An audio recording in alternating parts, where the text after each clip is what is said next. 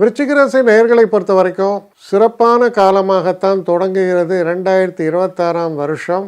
இனிஷியலாக உங்களுடைய எஃபோர்ட்ஸு, நம்ம கொடுக்குற எஃபோர்ட்ஸு நமக்கு நன்மைகளை பயக்கக்கூடிய வகையில் மாற்றம் அடைகிறது. அந்த மாற்றத்தினால் நாம் எதிர்பார்த்த காரியங்கள் இனிதே நிறைவேறும். இப்படி தான் போகிறது இந்த முதல் பகுதி. இரண்டாம் பகுதி, அதாவது ஜூன் மாதத்துக்கு அப்புறம் பார்த்தீங்கன்னா பெரிய வித்தியாசம்.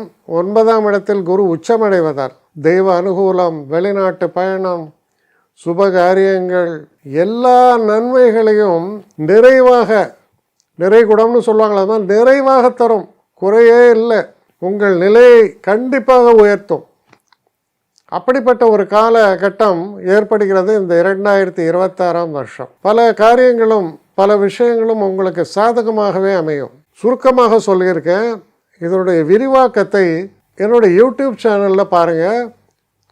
இன்னும் தெளிவாகவும் விரிவாகவும் இதை பற்றி பேசியிருக்கிறேன்.